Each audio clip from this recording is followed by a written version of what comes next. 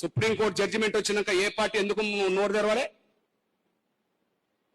Supreme court judgement వచ్చినాక కళ్ళ ముందు వచ్చింది కదా, ఏ పార్టీ అది తప్పుడు జడ్జిమెంట్ అని ఎందుకు నోరు తెరవాలి?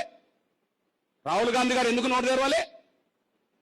బీజేపీ ఆర్ఎస్ఎస్ ఒకవైపు పక్క పెడదాం, వాళ్ళ దృక్పథం క్లియర్గా ఉన్నది.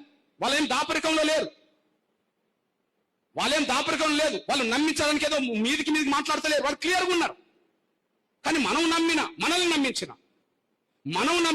నమ్మించిన కాంగ్రెస్ పెద్దలు ఎందుకు ఆ సుప్రీంకోర్టు జడ్జిమెంట్ తప్పు అని ఎందుకు రాహుల్ గాంధీ గారు ఒక ధైర్యంగా మాట్లాడలేకుండా పోతున్నాడు? ఎందుకు సోనియా గాంధీ గారు మాట్లాడతలేరు? ఎందుకు మల్లికార్జున ఖర్గే మాట్లాడతలేదు? ఎందుకు వాళ్ళు మాట్లాడతలేకుండా పోయినరు? మీ ఇష్టమున్నా నా ఇష్టమున్నా లేకపోయినా కాంగ్రెస్ బీజేపీ మధ్యలో కనుక ఒక ఎన్నిక జరిగితే, కాంగ్రెస్ బీజేపీ మధ్యలో ఇక్కడ ఒక ఎన్నిక జరిగితే కళ్ళు మూసుకొని కాంగ్రెస్ కి ఎక్స్టోళ్ళు ఎవరు? పువ్వు గుర్తు, చేయి గుర్తు ఇదేస్తారు కదా.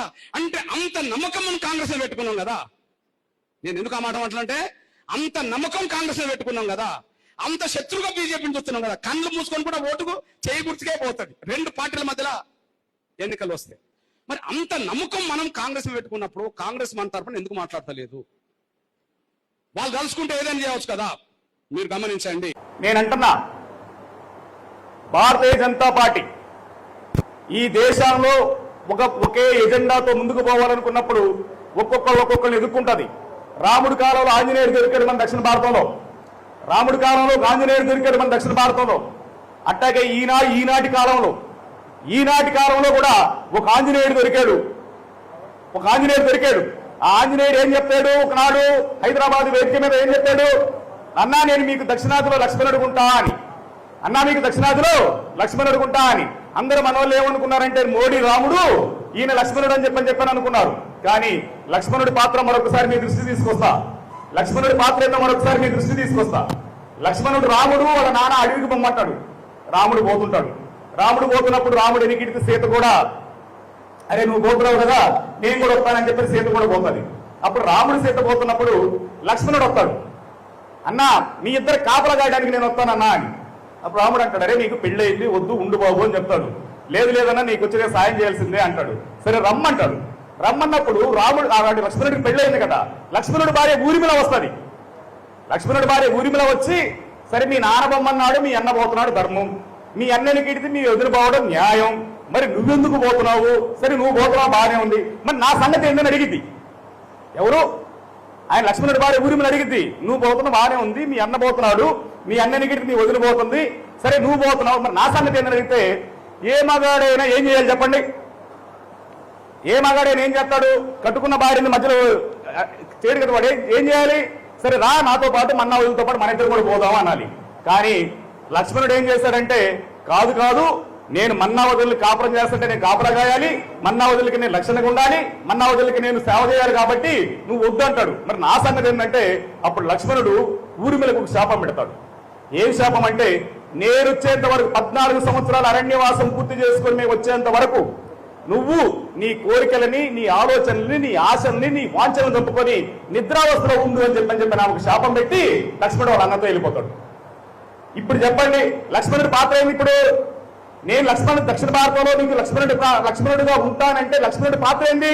ఈ దక్షిణ భారతదేశంలో ఉండబడిన దళితుల్ని, గిరిజనుల్ని, క్రైస్తవుల్ని, ముస్లింల్ని, సమస్త సమాజాన్ని నిద్రావస్థలోకి పెట్టి ఈ సమాజాన్ని మునిసంకరిస్తానని చెప్పి మాట ఇచ్చినట్టే కదా. ఆ మాట ఇచ్చిన దానిలో భాగమే అనుకుందాం. ఓకే, ఒకవేళ ఎస్సీ వర్గీకరణ సుప్రీంకోర్టు తీర్పు అది మనం వేసింది కాదు. నేను 2023 వరకు అక్కడ ఉన్నాను కదా. 2023 వరకు మన పిటిషన్ లేదు, మన సుప్రీంకోర్టుకి వెళ్ళలేదు. పంజాబ్ చేసిన న్యాయ పోరాట ఫలితంగా ఆ తీర్పు వచ్చింది. సరే ఆ తీర్పు ఒకవేళ సుప్రీంకోర్టుకి నరేంద్ర మోడీ చెప్పించాడని చెప్పి ప్రచారం జరుగుతున్న మాట వాస్తవం అనుకుంటే అది వాస్తవం అయితే మరి ఈ తీర్పు ఎట్టొచ్చింది? రామ మందిరం తీర్పు, బాబ్రీ మసీద్ ఉంది, బాబ్రీ మసీదుని కూల్చి రామ మందిరం కట్టారు. మరి రామ మందిరం కట్టమని చెప్పి తీర్పిచ్చింది ఎవరు? సుప్రీంకోర్టే. ఆ తీర్పు ఇప్పించింది ఎవరు? ఇదే బీజేపీ. ఎస్సీ వర్గీకరణ ఒక చేయమని చెప్పి తీర్పిచ్చింది ఎవరు? బీజేపీ. మరి ఈ రోజు దళిత క్రైస్తవులకు ఎస్సీ హోదా రద్దు చేయమని చెప్పి తీర్పిచ్చింది ఎవరు?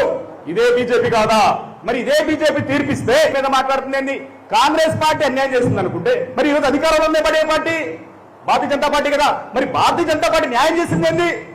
దమ్ముంటే భారతీయ జనతా పార్టీ నిలదీద్దాం, దమ్ముంటే ఆర్టికల్ 50 ఆర్టికల్ ఏంటంటే రాష్ట్రపతి ఉత్తర్వులు రద్దు చేయమని చెప్పి డిమాండ్ చేద్దాం. రద్దు చేపించి అది జీవో లాంటిదే కదా అశోక్, జీవో లాంటిదే కదా అది. ఆ జీవో రద్దు చేస్తే తెలుగుంది 2 నిమిషాల పని. నరేంద్ర మోడీ చెప్తే 2 నిమిషాల పని. ఆ 2 నిమిషాల పని మభ్య పెట్టడం కోసం ఈ దేశంలో ఉండబడినటువంటి హిందువులు రెచ్చగొట్టి, ఈ రాష్ట్రంలో ఉన్నటువంటి బ్రాహ్మణులను తిడితే, బ్రాహ్మణులందరూ ఏకమైతే, వాళ్ళందరూ హిందువులు రెచ్చగొడితే, హిందువులకి క్రైస్తవుల మధ్య ఘర్షణ జరిగితే, ఈ దేశంలో హిందువులు అయితేనే ఎస్సీలు అవుతారు, లేకపోతే లేదని చెప్పే కుట్రకి తెరదీసే దగ్గర ఈ రోజు ఈ లక్ష్మణుని వాడుకుంటున్నారన్న విషయం కూడా మనం మర్చిపోతారు కోరుకుంటూ, క్రైస్తవ సమాజానికి మనం చెప్పాలి, పాస్టర్ సమాజానికి చెప్పొద్దు. దయచేసి కషాయోని నమ్మొద్దు, దయచేసి కసాయి వాడిని నమ్మొద్దు. ఎందుకంటే ఎటు తిరిగినా ఏం చేసినా ఈ రోజు భారతీయ జనతా పార్టీని ఒక మాట అంటల్లా, భారత రాజ్యాంగంలో ఉండబడిన హక్కులకి ప్రమాదం వస్తుంటే, భారత రాజ్యాంగానికి ప్రమాదం వస్తుంటే, బాబాసాహెబ్ అంబేద్కర్ వాదానికి ప్రమాదం వస్తుంటే ఒక్క మాట మాట్లాడకుండా భారతీయ జనతా పార్టీ నెత్తినేసుకుని ముందుకెళ్తున్న మనిషి ఈ దేశంలో మానవ హక్కులు కాపాడతారా, ఈ దేశంలో పౌర హక్కులు కాపాడతారా, కాపాడటానికి అవకాశం లేదన్న విషయాన్ని కూడా మనం గుర్తెరిగి